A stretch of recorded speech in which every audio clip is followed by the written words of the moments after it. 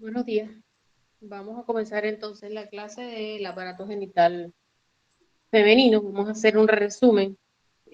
Hemos tratado de resumir para hablar lo más importante de la histología. ¿Ok? No vamos a hablar de la parte fisiológica ni de lo que es la parte de los folículos, porque ya ese tema se tocó en embriología. Entonces, volver a reiterar lo mismo. Vamos a hablar lo que tenga que hablar de la fisiología que nos puede ayudar con la histología. ¿Ok? Bueno, comenzamos. El aparato genital femenino va a consistir pues, en unos órganos que van a estar divididos en unos órganos sexuales internos y otros externos, todos con función reproductora en su mayoría, o casi todos van a tener función reproductora. ¿Ok? Todos van a colaborar con la reproducción.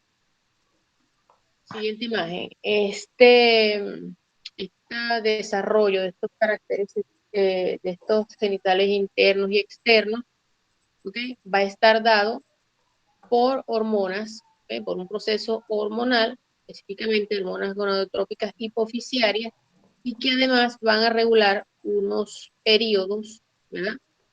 Que van a ser, por ejemplo, la menarquia o la primera menstruación. Además, en este periodo de la menarquia, antes de la menarquia y durante la menarquia, va a aparecer lo que son caracteres sexuales primarios y secundarios, y este proceso va a estar mediado por estas hormonas hasta que llegamos a una etapa no reproductiva en aproximadamente 40 o 45 años, en las personas de sexo femenino, que vamos a denominar menopausia y climaterio, que es el ciclo anterior o previo a lo que es la menopausia. Siguiente imagen.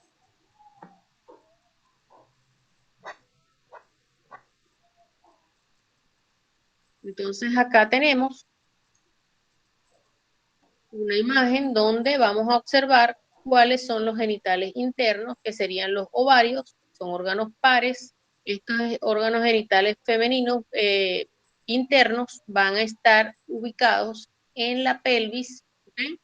Es decir, van a ser intrapélvicos, y ellos van a ser los ovarios, que son órganos pares, las trompas uterinas o de falopio, que también son órganos pares, el útero y la vagina. Siguiente imagen.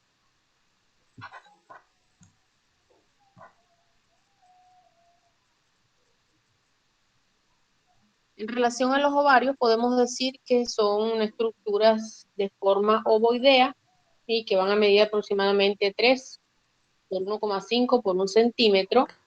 La superficie es irregular debido a la gran cantidad de folículos que va a contener. Entonces esto le da una superficie de aspecto irregular, es decir, tiene áreas que van a protruir, ¿okay? Otras áreas que son depresiones, y cuando macroscópicamente lo vemos va a tener un color rojo grisáceo. ¿Okay? Dentro de estas funciones que va a tener estos ovarios, pues está la formación de los gametos femeninos, que son los óvulos, los ovocitos, y la esteroidogénesis o formación de estrógenos y de progesterona. Siguiente imagen. Los ovarios van a estar tapizados por un epitelio cúbico simple, que vamos a denominar epitelio germinativo, debido a que anteriormente, cuando esto se identificó, este tejido, se pensaba que las células germinativas primordiales eh, iban a estar en el ovario, pero actualmente se conoce que ellas van a ser de origen extragonadal y que van a migrar a la superficie o a la corteza de de lo que es la gónada embrionaria, y allí se van a diferenciar. Debajo de ese epitelio, como toda la norma lo indica, pues debe haber un tejido conectivo que le dé sostén y apoyo a ese epitelio. Vamos a tener una capa de tejido conectivo denso que vamos a denominar túnica albuginea. ¿Okay? En la imagen que tienen allí en la lámina, vamos a tener entonces hacia la parte izquierda lo que sería el epitelio, un epitelio cúbico simple, y luego vamos a tener a la túnica albuginea que está identificada como TA. ¿Okay? Allí la túnica albuginea es lo que va a estar separando a la corteza, porque el parénquima de este ovario lo vamos a dividir en una corteza y en una médula, va a estar separando a la corteza de la superficie o de lo que es el órgano pélvico. ¿Okay? Todas las estructuras pélvicas que son contiguas a los ovarios. En la corteza, ¿okay? Este parénquima dijimos que va a estar dividido en una corteza y en una médula, pues la corteza va a ser tejido conectivo laxo, que va a contener a los folículos, ¿okay? Y está ubicado justo debajo de la albus. ¿Okay? Y pues por supuesto en la médula vamos a contener allí en la lámina, tenemos varios tipos de folículos identificados, todo eso va a ser la corteza, ¿okay? Y luego vamos a tener una médula que va a estar formada por tejido conectivo laxo.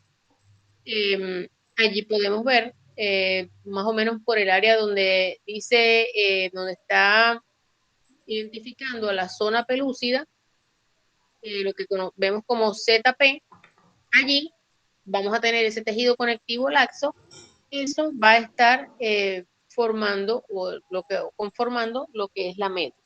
¿Okay? Allí solamente vamos a encontrar vasos linfáticos, nervios, bastantes estructuras vasculares, que es lo que vamos a encontrar en esa médula. ¿Okay? Es importante que recordemos, siguiente imagen, Ya, profe, que disculpe, tengo una recordemos, pregunta. dime. Si entendí bien, entonces esta túnica albuginea funciona como una cápsula, algo así. O sea, el epitelio, el epitelio germinativo el que estamos hablando, el cúbico simple, se encuentra debajo de esta túnica. No, no, no. El epitelio germinativo está por fuera. Debajo de ese epitelio germinativo está la túnica albuginea. De la parte externa, que es la parte izquierda de la lámina, hacia la parte interna del ovario, vamos a tener epitelio germinativo, túnica albuginea, un tejido conectivo subyacente al epitelio germinativo, ¿ok? O ese epitelio cúbico simple. La túnica albuginea no es externa, ¿ok? ¿Entendiste? Ok, entonces es epitelio germinativo, túnica albuginea y después el tejido conectivo del epitelio germinativo. No, no, no. Después viene la corteza, donde están los óvulos, que también hay un tejido conectivo laxo, donde esos folículos van a estar contenidos, ¿ok? Después Sí, de la túnica albuginea viene un tejido conectivo laxo, un área de tejido conectivo laxo donde están los folículos. Eso se llama corteza. El área del tejido conectivo laxo, donde solo hay vasos sanguíneos, linfáticos y nervios, ¿verdad? Donde no hay folículos linfoides, eso es la médula. ¿Entiendes? sí, ya entendí, profe, muchas gracias.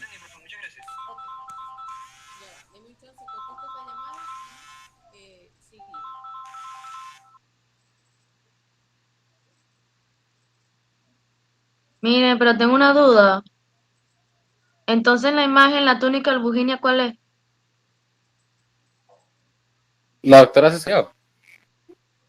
Dios. La que está marcada como TA, Maga. Lo que está más externo, según lo que dijo la doctora, lo que está más externo es el GEP, que ese es el epitelio germinativo. Después continúa con la túnica albuginea y después con el tejido conectivo laxo. Lo que sí no me quedó muy claro y que me dio pena volverle a preguntar es que debajo del epitelio germinativo, y respóndanmelo ustedes, por favor, debajo del epitelio germinativo hay tejido conectivo del epitelio germinativo, ¿cierto? No, yo lo que entendí fue que debajo de la túnica albuginea estaba la corteza, pero resulta que esta corteza está constituida por tejido conectivo laxo y dentro de ese tejido conectivo laxo están ahí bañados los folículos, están ahí dentro. Y después viene la médula, que decía que ahí no hay folículos, pero que sí estaba todo lo demás. Eso fue lo que yo entendí. Que también hay tejido conectivo, hay vasos sanguíneos, vasos linfáticos y nervios. Hasta No, ahí claro, yo claro, No, lo pero que yo creo que lo que se refiere a Eli es, yo también escuché que ella dijo que, o sea, como que la transición entre el epitelio germinativo y la túnica albuginea es como un tejido conectivo que hay ahí, ¿sabes? yo Eso fue lo que entendí yo que le ese entendí a tejido ella. conectivo era No, como la lámina propia, volví, pues, o sea, Exacto, volví. algo por No el estilo. dije eso. No pongan palabras en mi boca que no dije. Les explico. En la superficie externa del ovario hay un epitelio cúbico simple que se llama epitelio germinativo, porque se pensaba que ese epitelio nacía de ahí, pero ya se sabe que eso no viene de ahí, eso viene de otra parte, migra y ahí se diferencia, ¿ok? Debajo de ese epitelio germinativo tenemos lo que es la túnica albuginea, que es un tejido conectivo denso que va a separar a la corteza de lo que es ese, ese epitelio cúbico simple o germinativo. ¿Okay? La túnica albuginea es tejido conectivo denso, por eso recibe otro nombre. Después de la túnica albuginea, el parénquima del ovario va a estar constituido, ¿verdad? Por tejido conectivo laxo, pero lo vamos a dividir en corteza y en médula. ¿Dónde es la corteza? La corteza es toda esa franja que va a contener a los folículos, porque eso es tejido conectivo laxo que contiene los folículos. Y la médula es tejido conectivo laxo que contiene vasos sanguíneos, linfáticos y nervios. Entonces, veámoslo de esta manera. Después de la túnica albuginea, lo que hay es tejido conectivo laxo en ese parénquima. Entonces, en una parte de ese tejido conectivo laxo que está hacia la parte medial de lo que es el folículo, hacia la parte interna, vamos a tener un área externa que vamos a llamar corteza, donde hay tejido conectivo laxo y folículos, pero es el mismo tejido conectivo laxo, lo que va a variar es la presencia de los folículos o no. Y otra parte que vamos a llamar médula, que no, donde ya no hay folículos, no hay folículos, y lo que vamos a tener es el mismo tejido conectivo laxo, no hay algo que separe una raya, una franja, un tejido fibroso, no, es el mismo tejido conectivo laxo, solo que en el área de la corteza encontramos folículos y solo que en la médula pues no hay folículos. ¿Qué es lo que hay? Linfáticos, vasos sanguíneos y nervios. Es algo más o menos como lo que veíamos cuando veíamos que había en el ganglio, que había una corteza y había una paracorteza. Hay un tejido conectivo laxo, en lo que es la corteza externa o superficial, vamos a tener folículos linfoides que pueden ser primarios o secundarios, y en la médula, en lo que es la paracorteza o corteza interna, no hay folículos, pero no hay un límite, es el mismo tejido, solo que como hay una estructura hacia la parte externa, pues recibe otro nombre. ¿Sí me entienden? Sí, doctora, ahora sí quedó Ok, claro. sí, Gracias. Sí, doctora, ahora sí. gracias, doctora. seguimos.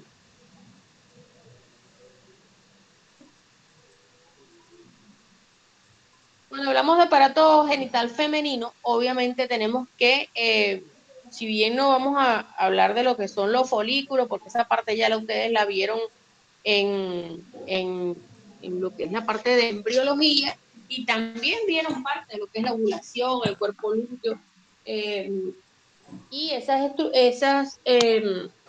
esos procesos que ocurren allí. Debemos acá hacer una mención especial aparte de lo que es el concepto de ovulación para poder entender qué son esos procesos histológicos que están allí y lo que está ocurriendo.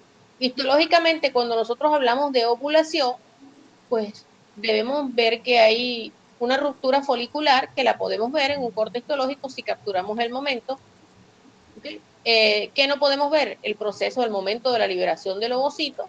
Eso sería algo fantástico de ver si lo logramos ver cuando se está produciendo la ruptura en ese momento, pero generalmente no, pero sí podemos encontrar lo que es el folículo rojo. El folículo maduro, pues ese folículo se va a liberar ¿okay? Justo antes de que se produzca la liberación, el flujo sanguíneo se va a detener en la parte donde eso va a romperse, ¿okay? Donde va a romperse esa pared, y ese folículo va a ser liberado, ¿okay? Hacia las trompas de falopio. El sitio donde se produce esa necrosis, ¿verdad? Porque se detiene el flujo sanguíneo y se produce una necrosis, se llama estigma o mácula. Y entonces allí vamos a ver, ¿verdad? Todos los cambios histológicos que se producen cuando hay necrosis. Tenemos entonces que esto va a ocurrir aproximadamente en el día 14, más o menos 2 días de lo que es el ciclo ovulatorio. ¿Okay? Después de que ese cuerpo hemorrágico, después de que ese ovocito ha sido liberado, ¿okay? Y que se ha producido esa hemorragia, entonces va a quedar allí un remanente que vamos a conocer como folículo hemorrágico. ¿Okay? Ese folículo hemorrágico va a tener un coágulo de sangre en su interior, en la porción central. ¿Okay? Luego vamos a tener que el tejido conectivo del estroma ovárico, o ese tejido conectivo laxo, lo llamamos estroma. ¿Okay? Ese tejido conectivo va a invadir esa área, ¿okay? Donde para reparar, ¿okay? Esa cicatriz, va a empezar a formar una cicatriz, y allí esas células de la teca interna y de la granulosa van a sufrir cambios para ir a formar lo que vamos a llamar cuerpo lúteo o amarillo. ¿Cuáles son los cambios que van a sufrir las células de la teca interna y de la granulosa? Bueno, ellas van a aumentar de tamaño, se van a llenar de inclusiones lipídicas y van a contener en su interior un pigmento que vamos a llamar lipocromo, y que es el que le da el color amarillo.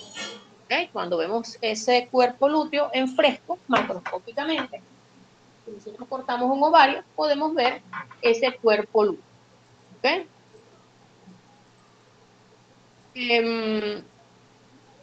Luego de esto, ¿okay? Si no ocurre la fecundación, el cuerpo lúteo va a permanecer activo solo por 14 días. Doctora, disculpe. ¿Okay? Doctora, disculpe. Dígame. ¿Cómo se llama el líquido que produce el cuerpo lúteo? Disculpe. ¿Mm?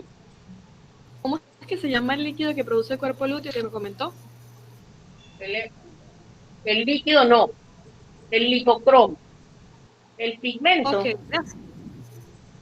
Ok, gracias. Ok, lipocromo. Estamos en otra lámina. Pon la otra lámina, donde está el esquema, para que lo vayan viendo. Ok.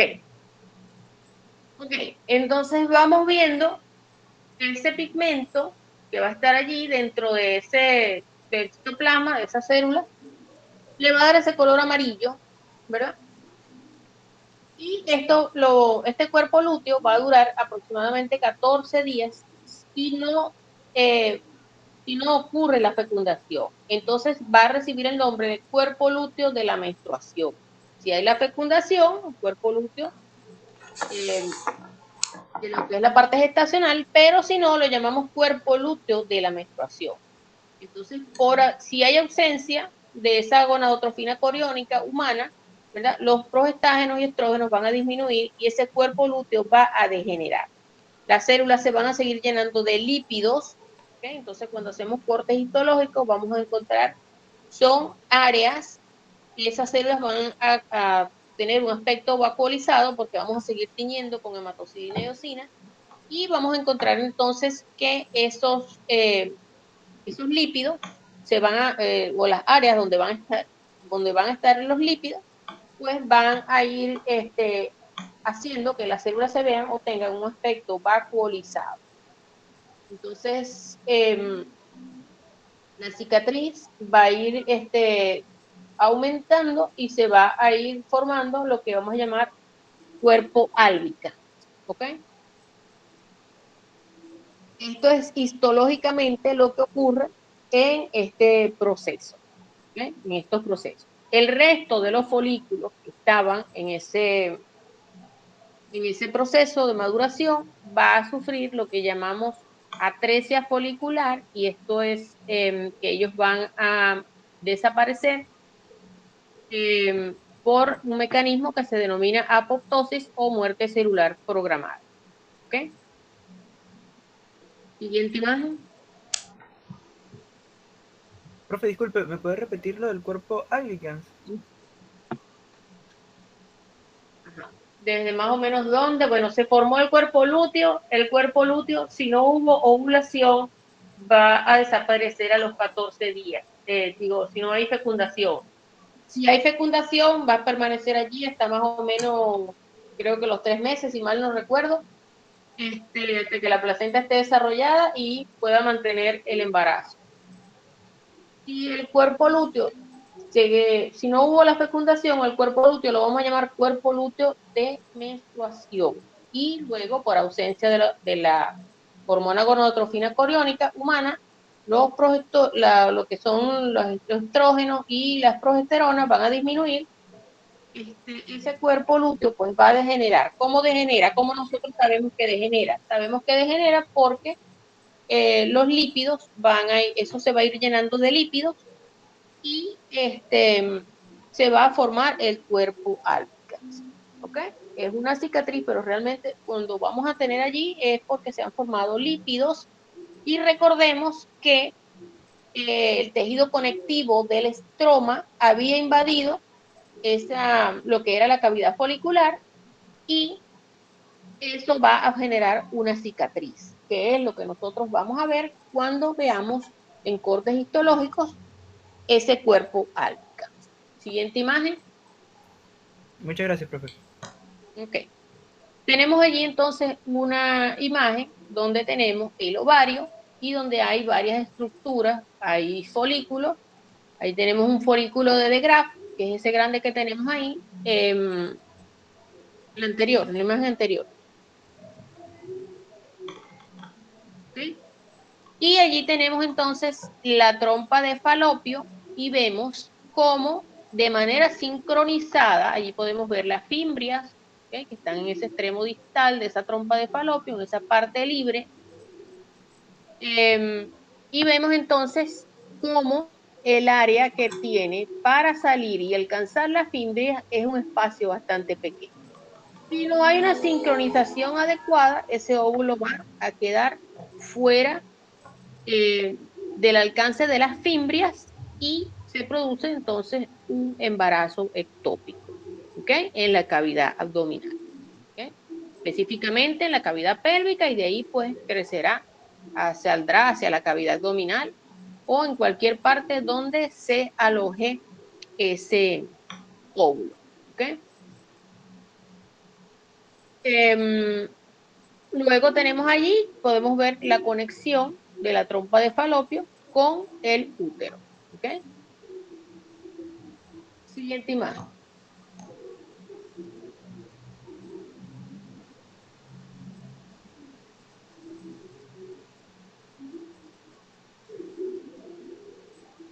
Tenemos acá entonces una imagen donde vamos a ver entonces el cuerpo lúteo, lo que es el cuerpo albicans, perdón.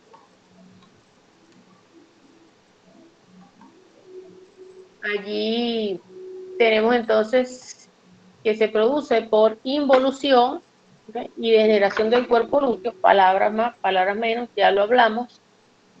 Dijimos que también, ahí eso también lo dijimos, se acumula lípido, y ahí podemos ver las células que están hacia la parte externa, y podemos ver la cavidad, y todo esto se va a ir llenando de estas células y va a quedar al final una cicatriz.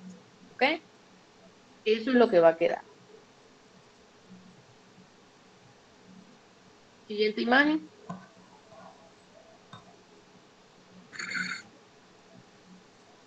Las trompas uterinas u oviductos, ¿verdad? También van a ser unos órganos pares intrapélvicos, son unas estructuras tubulares, musculares, que van a transportar a los óvulos desde los ovarios al útero.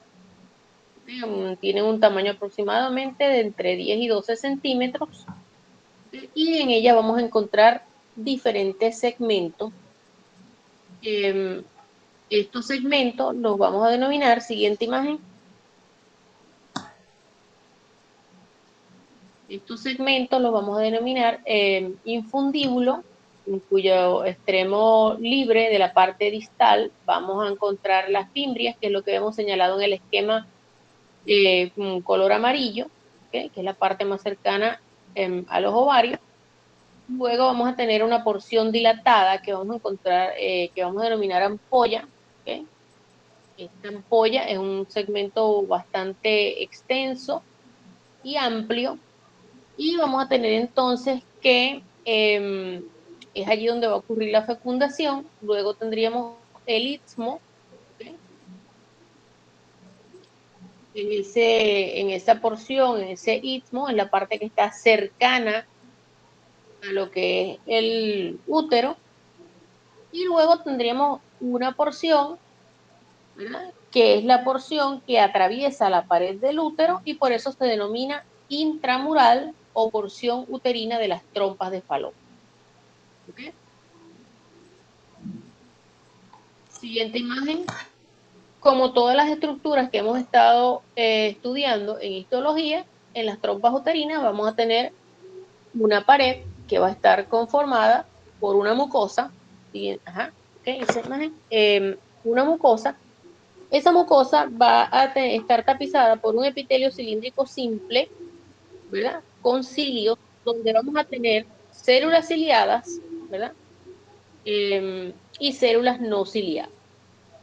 Las células ciliadas van a ser más frecuentes en lo que es el infundíbulo y la ampolla, ¿okay? Y van a ser las que aumenten de tamaño con los estrógenos. Luego tenemos unas células que vamos a llamar no ciliadas. Esas células no ciliadas también se van a denominar secretoras o de sostén. Y van a hacer que durante el ciclo menstrual, en la fase donde predomina la progesterona, pues ellas van a ser más altas. ¿Okay?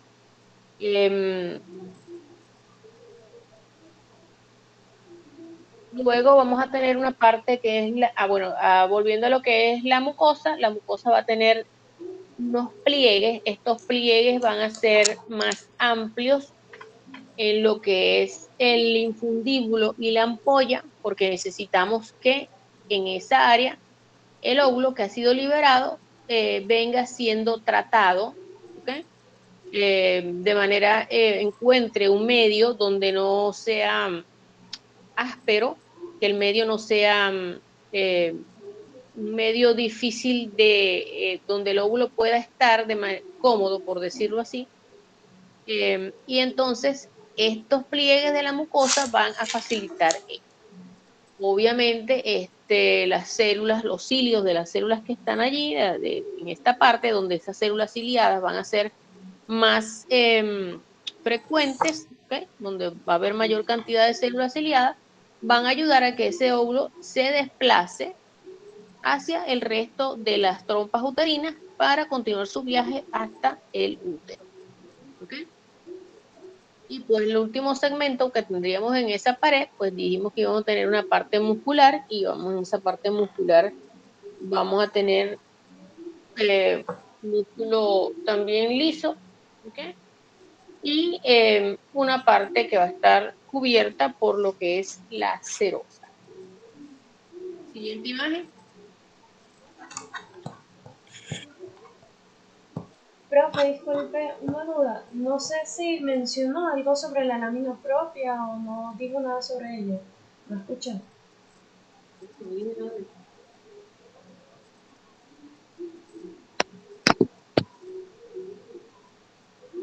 ¿Aló? ¿Se oye? No dije nada de eso.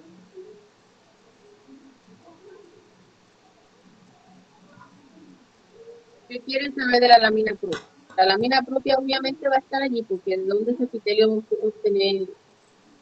Ok, pero no tiene nada especial la lámina propia. Solo la configuración. Tiene nada, va a estar Lo, allí. O lo sea, normal, pues. es el tejido conectivo que le va a dar soporte y nutrición al epitelio, nada más.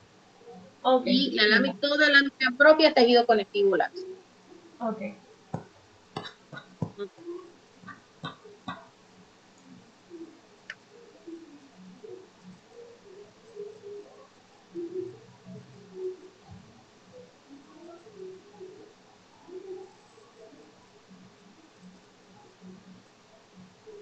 Entonces acá tenemos una imagen donde vemos que hay células ciliadas, ¿okay? Generalmente van a estar ubicadas, ¿okay?, en todo lo que es el espesor de ese epitelio, y células secretoras. ¿Okay? Entonces ese epitelio cilíndrico simple ciliado va a estar compuesto por células ciliadas y células secretoras, que esa proporción va a cambiar no solo en las diferentes partes de lo que es la trompotarina, sino también durante el ciclo menstrual. Siguiente imagen.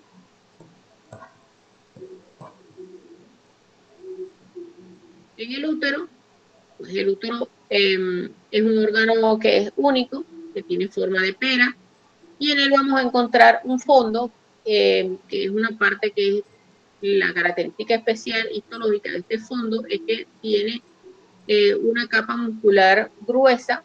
¿Okay? ¿Por qué? Porque ahí se necesita, para contener lo que es el producto de la concepción, en el momento del nacimiento, se necesita que ese fondo tenga la suficiente resistencia como para cumplir su función y no romperse durante el trabajo de parto. ¿Okay? Luego vamos a tener un cuerpo y un cuello. Y en las nulíparas, el tamaño aproximadamente de este útero es de 7 por 5 por 4,5 centímetros en nulíparas. En las multíparas puede alcanzar hasta 10 centímetros de longitud normalmente. Siguiente imagen. Entonces en el útero, en la pared del útero, vamos a encontrar que vamos a tener también una mucosa, una capa muscular y una serosa. ¿Okay? Aquí vamos a tener la particularidad de que la mucosa va a estar formada por un epitelio más el estroma, que es tejido conectivo lácteo. Es un epitelio cilíndrico simple, donde vamos a tener células secretoras y ciliadas también. Y en la lámina propia van a estar contenidas, aquí sí nos detenemos, porque en esta lámina propia van a estar contenidas glándulas tubulares simples. ¿Okay? El útero tiene la particularidad de que va a estar esta mucosa o este endometrio, ¿okay?, va a estar dividido en una capa funcional, ¿okay?, que es gruesa, vascularizada, que contiene la mayor cantidad o la mayor parte de lo que es todas las glándulas tubulares. ¿Okay? Y luego vamos a tener una porción basal que es bastante profunda y que va a contener a todos los elementos que van a regenerar a la capa funcional en cada ciclo menstrual. La capa funcional es una capa decidua, por eso también se le denomina decidua. Si toda la lámina propia es tejido conectivo laxo, por eso lo ven igualito que lo que veían en la parte del por eso se llama lámina propia. Toda lámina propia es tejido conectivo laxo. Entonces les decía que esa capa funcional, que es gruesa, que es vascularizada, que se desprende con en cada periodo de la menstruación, se denomina también capa decidua. ¿Okay? Luego vamos a tener una capa muscular que vamos a llamar miometrio y una serosa que vamos a llamar perimetrio.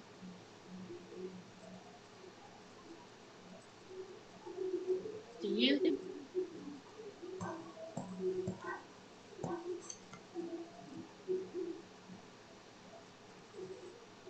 Con respecto al perimetrio, bueno, se me olvidó comentarles que eso es, se va a continuar con el peritoneo pelviano y abdominal, y eso es mesotelio. ¿Okay? Y pues por supuesto una capa delgada de tejido conectivo laxo.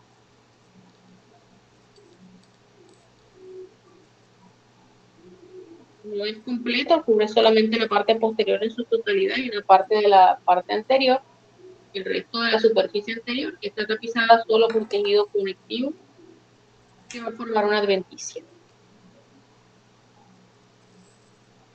En esta imagen vamos a tener entonces un esquema de lo que es esa capa mucosa, de las capas del endometrio, y allí vamos a tener entonces vamos a ir entonces, allí vemos como hay como en la parte funcional vamos a tener entonces la mayor parte de lo que es las glándulas, todas las glándulas.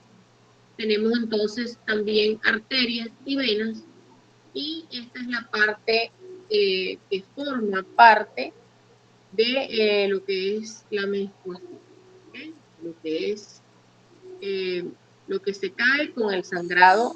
Vamos a tener allí entonces que allí vamos a tener esas glándulas, van a estar tapizadas por células cilíndricas y células secretoras, ¿verdad?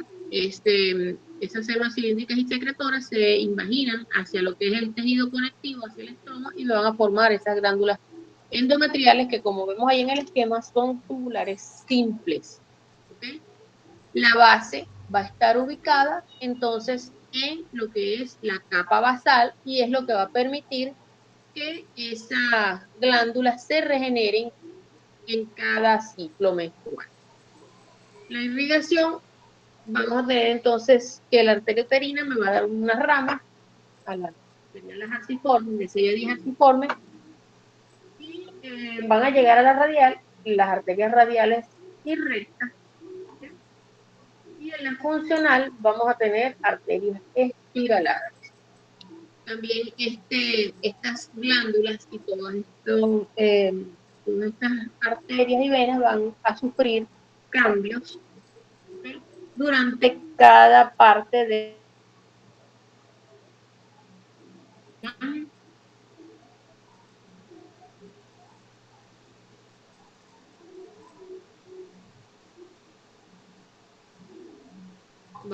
para hacer el cuento corto, vamos entonces a describir todo lo que vamos a encontrar. Y allí tenemos lo que encontramos en el cuerpo uterino. Tenemos entonces, por supuesto, la mucosa endometrial. Ya hablamos de lo que es el endometrio, entonces está tapizado por un epitelio cilíndrico simple, donde hay células, siguiente imagen, células secretoras y ciliadas, ¿okay?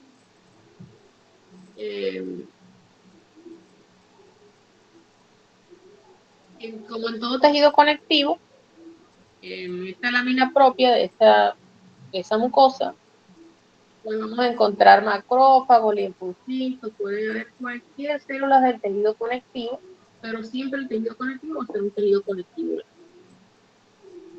¿Okay? Entonces allí tienen un esquema, un corte transversal de lo que es el útero, ¿okay? Y tiene hacia la parte superior de la lámina lo que es el endometrio, y donde vemos la mayor cantidad de glándulas es la parte decidua, ¿okay? Y luego tendríamos la parte basal, donde las glándulas están más cortas o donde vemos la base de las glándulas. ¿Okay? Luego tenemos el miometrio, que es una capa bastante gruesa, y al final tendríamos el perimetrio. Ahí hay un error, debe ser endometrio, miometrio, debería decir perimetrio. ¿Okay? No endometrio nuevamente. Siguiente imagen.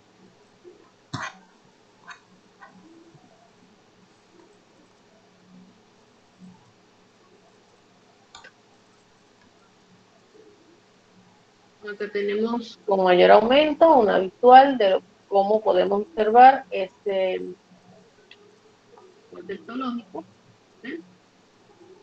Aproximadamente con 20X podemos ver, ahí podemos el estrato funcional, en donde hay mayor cantidad de glándulas, y en el estrato basal pues solamente vamos a encontrar la presencia de la base de las glándulas.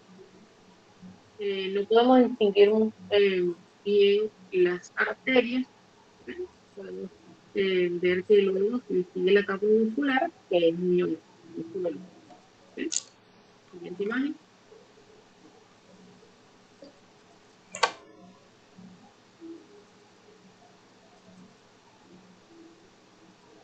Entonces allí tenemos en la parte izquierda de la lámina una imagen donde vemos lo que son las glándulas, que sería la parte funcional, la parte superior, las glándulas. Si dividimos eso en 3 tercios, aproximadamente los 2 tercios van a constituir lo que es la capa funcional del endometrio, y la capa basal estaría en el último tercio, el tercio que conecta con el mioma. Y en la parte derecha pues vemos un esquema de lo que son las glándulas. Estas glándulas van a ir cambiando su forma en lo que es durante el desarrollo de ese ciclo menstrual. Ya vamos a ver cuáles son los cambios que vamos a encontrar en estas glándulas y en parte de lo que es esa estructura.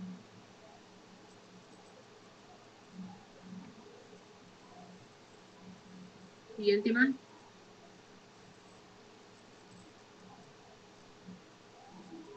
Entonces allí vamos a ver cuáles son los cambios que hay en el endometrio durante el ciclo menstrual. En la fase proliferativa, que sería más o menos el día 4 al 14, no comenzamos por la fase menstrual, sino por la fase proliferativa, sería recién la segunda fase. Pero para que sea más didáctico, comenzamos con la fase proliferativa. Es una fase donde vamos a tener unas glándulas bastante rectas, porque es la fase donde comienzan a crecer esas glándulas, es la fase de recuperación luego de que ha ocurrido la menstruación. ¿Okay? Entonces, esto ocurre en el día 4 o 14 del ciclo, y en esta parte vamos a tener un endometrio bastante adelgazado, más o menos de 2 a 3 milímetros de espesor. ¿Okay? Aquí dice que, bueno, no lo vamos a ver en estas láminas, pero las arterias espiraladas comienzan a alargarse para al final enrollarse. Aquí hay una proliferación celular que es bastante obvia, y vamos a ver que esas células de estas glándulas van a presentar abundante glucógeno en la porción basal. Entonces se observa como un área vacuolizada en la porción basal de las células, de las glándulas. ¿Okay? Profe, esas células granuladas, disculpe, que están proliferando, ¿tienen un nombre en específico? No digo, son las células de que están tapizando las glándulas. Cualquiera de las que están tapizando las glándulas. Hay epitelios cilíndricos químicos. Y hay dos tipos de células, obviamente, pero las dos van a tener glucógeno en su interior. Por eso dice que hay proliferación celular. Cualquiera de los dos tipos de células va a tener acumular ese glucógeno en su interior. En la fase secretora, aproximadamente entre el día 15 y 28 del ciclo, este endometrio va a haber duplicado o casi triplicado su espesor. De 2 a 3 milímetros que tenía en la fase proliferativa, vamos a tener ahora 6 a 7 milímetros de espesor en esta fase secretora. Aquí vamos a ver cambios en las glándulas o cambios glandulares. Ya esas glándulas no van a ser rectas como la vemos en la fase proliferativa, ¿verdad? Porque son cortas, son rectas porque son cortas. Y aquí las glándulas van a tener un aspecto sinuoso o de serrucho, como lo pueden ver en el detalle de la parte inferior de la lámina, y tienen en la parte superior tienen una imagen donde pueden ver toda la capa funcional, ¿okay? Y parte del miometrio. Y en la parte inferior tenemos el detalle de la glándula. ¿Okay? Entonces las glándulas van a contener abundante secreción en su interior, ¿verdad? Y van a tener un aspecto de serrucho, aserrado, o van a ser sinuosas, porque ya están desarrollándose.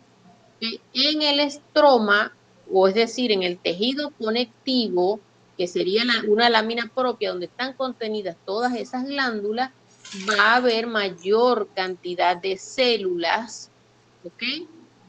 Va a haber edema, y por lo tanto estas células van a estar como más unidas, ¿ok? Allí se refiere a que hay prominencia de las células espiraladas, de las arterias espiraladas, ya ellas van a estar completamente enrolladas, ¿ok? ya no van a estar rectas como en la porción, cuando están en la porción basal, sino que ellas van a ir desarrollándose porque esta capa funcional se va a ir sustituyendo, se va a ir regenerando. Esta capa se va regenerando, es decir, todos los ciclos, esta capa se va formando nuevamente, por decirlo así. Siguiente imagen. Tendríamos entonces la fase que sería la fase menstrual, ¿okay? Que ocurre, dura por lo menos 1 a 4 días y es el primero, siempre el ciclo menstrual se cuenta desde el inicio de la menstruación y sería aproximadamente del primer al cuarto día. ¿Okay? En esta fase del ciclo, aquí todas las hormonas ya han disminuido, ¿verdad?, su concentración en todo el organismo, y esto se va a notar porque vamos a tener que va a haber necrosis, ¿verdad? Primero va a haber una isquemia, ¿okay? En lo que esas hormonas disminuyen su concentración, van a disminuir también la irrigación de la capa funcional. Y pues al principio hay contracciones periódicas de las arterias, de las paredes de esas arterias, y eso va a durar varias horas. Esa contracción va a producir que va a haber una isquemia en esa capa funcional. Esto también va a ayudar a que esta capa se desprenda, ¿okay?, sea fácil de desprender, y aproximadamente de que esto está ocurriendo, después de unas 24 o 36 horas, hay una deprivación total de lo que es la irrigación, y entonces el epitelio se destruye, ¿okay?, se necrosa y se esfacela, es decir, se cae, ¿okay? Esa capa funcional se cae. Y entonces se produce la menstruación.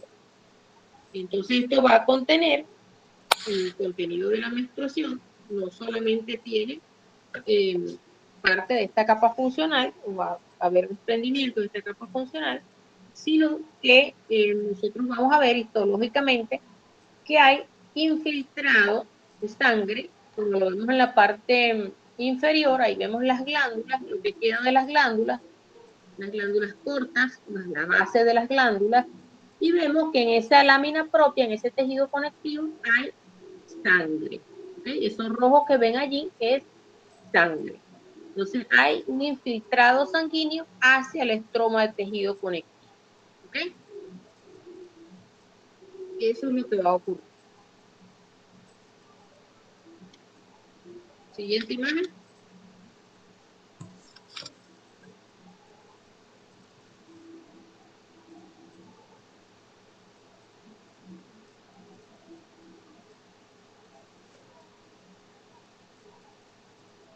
Siguiente imagen. Deja esa imagen ahí. Vamos a ver que en el cuello uterino vamos a encontrar entonces que encontramos las mismas capas. Una mucosa, tenemos una capa muscular, pero acá nosotros esta capa mucosa, vamos a ver que tiene dos tipos, hay dos tipos de epitelio. Uno, que es el que comunica, o el área que conecta directamente con el útero, que sería el endocervix, de aproximadamente 3 a 5 milímetros de espesor, tiene plegamientos. Obviamente vamos a encontrar allí glándulas tubulares mucosas ramificadas, ¿ven?, que están tapizadas por un epitelio cilíndrico simple, ¿okay?, y glándulas secretoras. Entonces, allí ellos van a tener células secretoras y células ciliadas dentro de ese mismo epitelio, porque recordemos que ese endocervix está tapizado por un epitelio cilíndrico simple.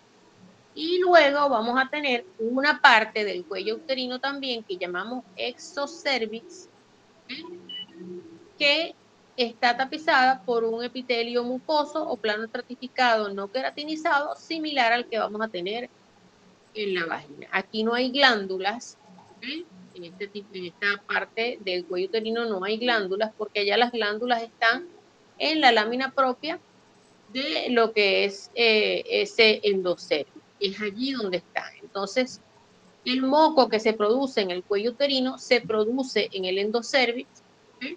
Y lo producen esas glándulas que están allí. Luego dijimos que íbamos a tener una capa media que está dada por músculo liso y pues, obviamente ahí vamos a encontrar también un tejido conectivo. Y luego vamos a tener tejidos conectivos, vamos a tener mesotelio, ¿okay? Que va a estar tapizando esa área, y un tejido conectivo pues debajo de ese mesotelio. Recordemos que el mesotelio es un epitelio plano simple. ¿Okay? Siguiente imagen, vamos a ver entonces lo que es la zona de transición, que me interesa que se lleve mucho este esquema de esta clase. ¿Okay?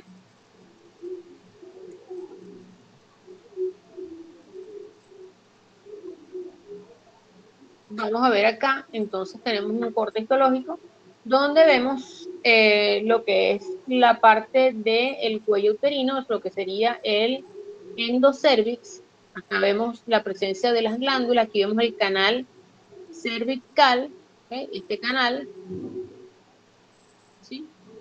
Cuando vean ginecología, este canal lo van a tener presente cada vez que realicemos los tactos, cada que vamos a introducir, hacer el tacto acá en lo que es el orificio cervical externo, y luego vamos a tener y hacer lo que es el tacto y hacer examen, vamos a hacer la citología introduciendo, ¿okay? O tomando muestras de tejido desde lo que es el exocervix, que es la parte que tendríamos acá, hacia la parte derecha de la lámina.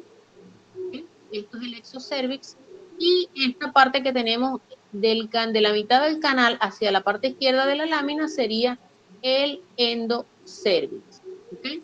Entonces el endocervix, recordemos que está tapizado por un epitelio cilíndrico simple, y es allí donde vamos a encontrar esas glándulas en la lámina propia, ¿okay? O en el estroma, como también se le conoce, y luego tendríamos el exocervix que nos va a comunicar con la vagina. ¿Okay? Entonces, cuando tomamos muestra para una citología frotis o papá Nicolau, para hacer esa tinción del papá Nicolau, vamos a tomar una muestra, ¿okay? Un hisopo de lo que es el exocervix, y luego debemos tomar muestras con un cepillo o con una espátula de aire, con lo que es de esta porción del canal endocervical, ¿okay? Para tomar muestras de lo que sería, o tratar de tomar muestras de lo que sería el endocervix.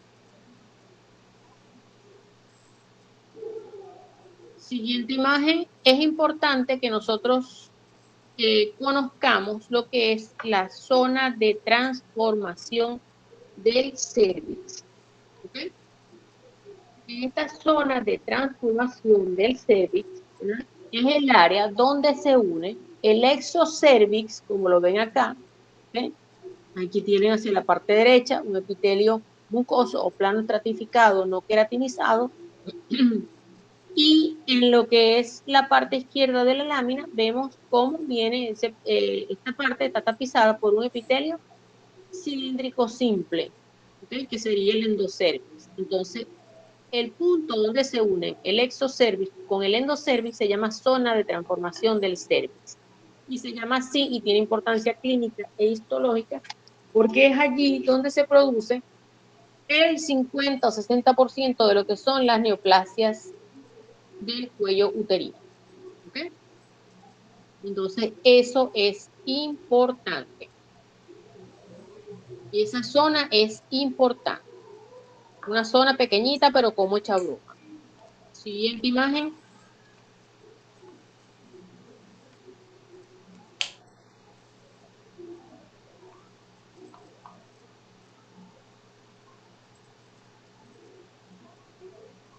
Luego tenemos entonces, vamos ya saliendo de los órganos internos y llegamos a la vagina, un órgano tubular y muscular que va a comunicar los genitales internos con los externos. Mide aproximadamente 8 o 9 centímetros y tiene también 3 capas, una mucosa, una muscular y una adventicia. Siguiente imagen.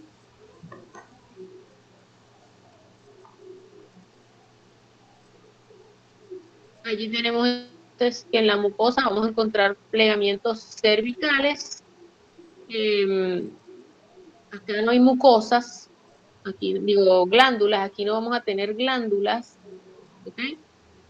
Acá tenemos esto está tapizado por un epitelio mucoso, epitelio plano estratificado, no queratinizado, y pues en la lámina propia vamos a encontrar células del tejido conectivo, vasos sanguíneos, que esto va a conformar un tejido que va a ser eréctil. Un tejido que se torna turgente, también recibe cierta influencia de lo que son los estrógenos y los progestágenos, ¿okay? Durante el ciclo menstrual, y la capa muscular que va a ser una capa circular interna y una longitudinal externa que es mucho más gruesa. ¿Okay? Obviamente la adventicia, pues tejido conectivo denso, hacia la parte más externa, y laxo hacia la parte que conecta con la parte muscular. Siguiente imagen. Doctora, disculpe, ¿qué tinción está usando esa imagen? Un tricrómico de Mason. De Mason, sí. Gracias.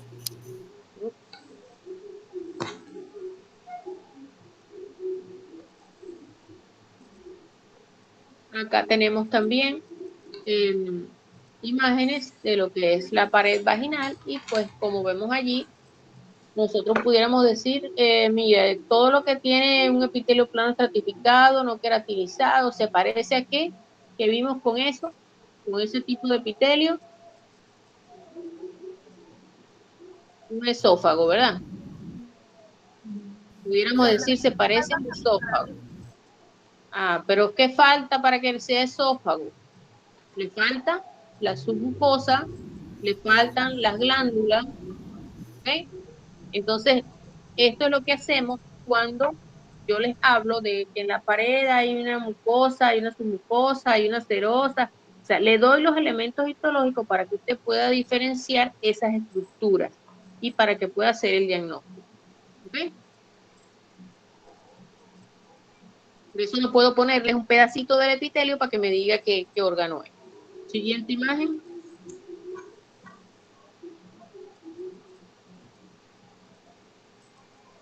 Entonces, llegamos entonces a los genitales externos. Esos genitales externos en conjunto es lo que se va a denominar vulva, y va a estar formado por el monte de Venus, por los labios mayores, labios menores, el clítoris y las glándulas vesiculares. ¿Okay? Siguiente imagen.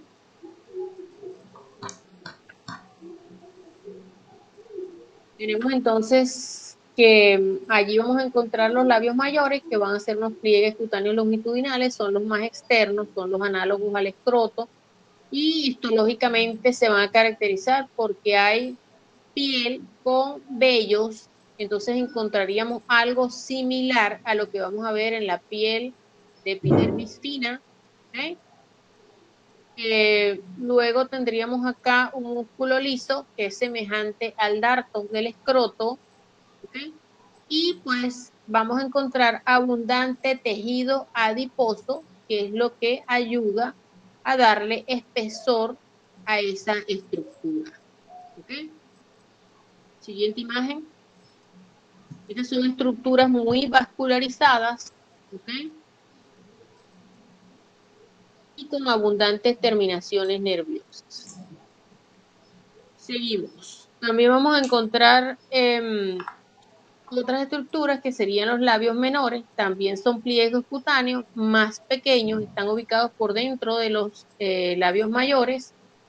Aquí no vamos a encontrar vello, ¿ok? Y aquí no hay vello. Es un repliegue cutáneo de piel, ¿ok? Hay tejido conectivo laxo muy vascularizado, y en él vamos a encontrar abundantes glándulas sebáceas. En el clítoris es histológicamente una estructura eréctil, análogo del pene. También vamos a encontrar cuerpos cavernosos del clítoris, y va a tener una porción terminal visible, que es lo que se va a conocer como glande del clítoris. Está recubierto por una piel fina y abundantes terminaciones nerviosas.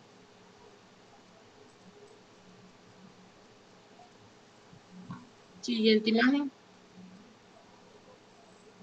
Histológicamente, el bulbo, el vestíbulo, la vagina, ¿okay?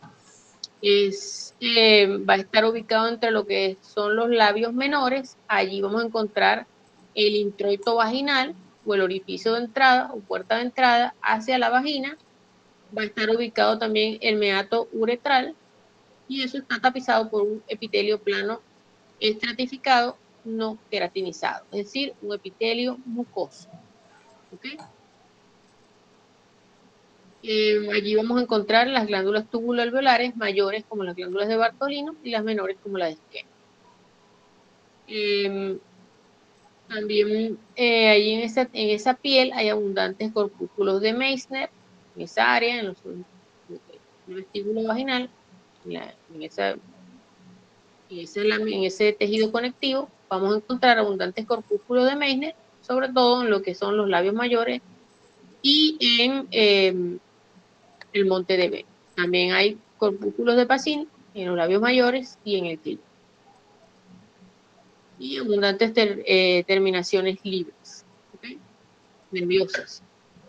Es decir, filetes nerviosos en esa porción.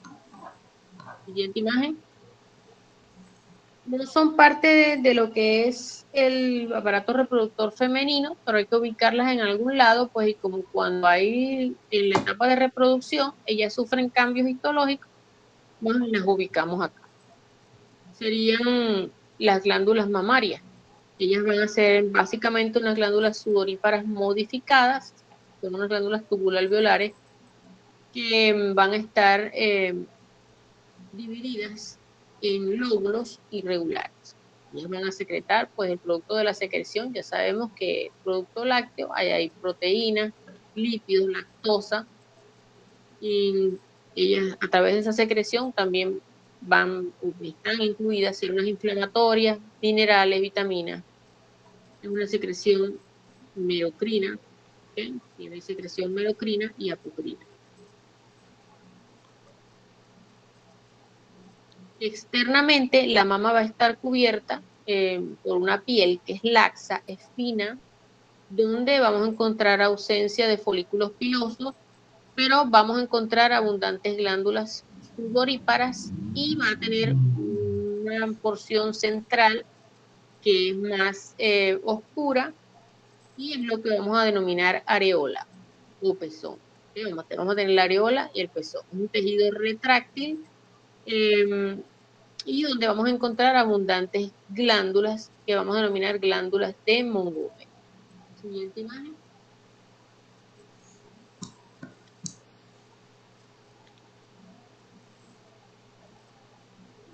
Internamente, en la mama, en la glándula mamaria, vamos a dividir o vamos a tener lo que es el tejido mamario, tejido glandular, que va a estar conformado por acinos, ¿okay? Conductos que van a ir a drenar a través de un conducto galactóforo, a través de los poros que van a estar ubicados en el pezón. Eso sería el tejido mamario, ¿okay? Tejido glandular. El tejido glandular varía de una persona a la otra. La cantidad de tejido mamario eso depende del tipo de mama, es diferente la clasificación. No tiene nada que ver con que sean mamas grandes o pequeñas.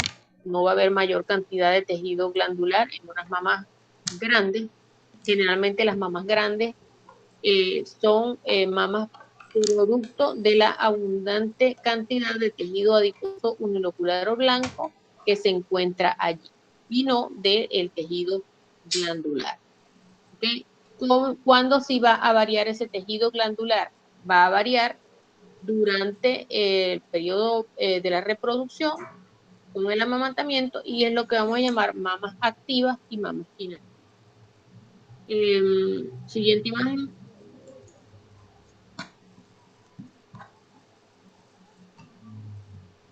Bueno, ahí tienen una parte de lo que es un corte histológico, de lo que es la parte de lo que es el pezón, y allí vienen los conductos galactóforos que van a drenar a los poros galactóforos que están ubicados en el pezón.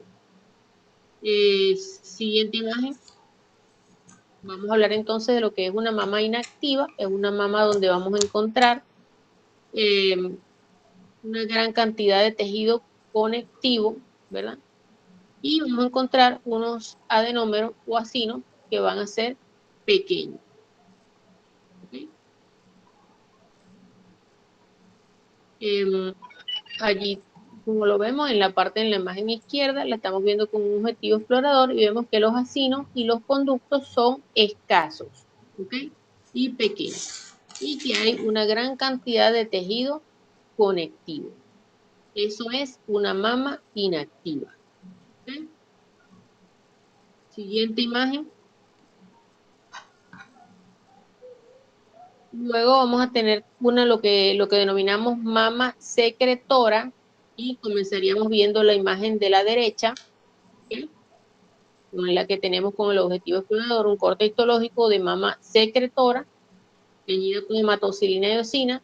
Aquí vemos que hay una hipertrofia e hiperplasia de lo que es la porción glandular, de lo que serían los acinos y de lo que serían los conductos, es decir, va a aumentar la cantidad y el tamaño, ¿okay?, de los acinos y de los conductos.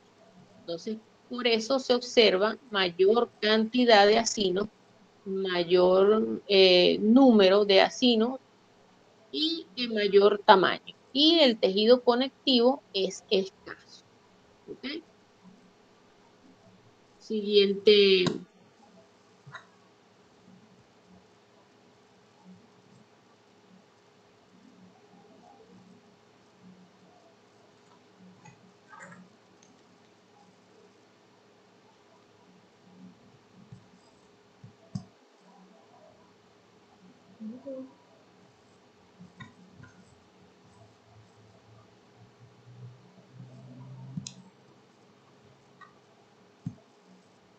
Creo que eso es todo, no tengo más láminas del plasma.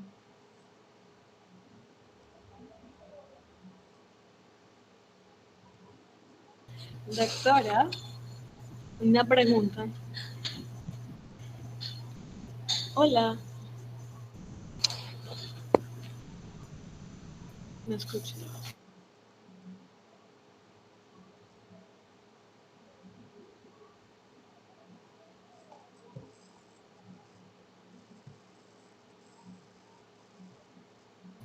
Doctora.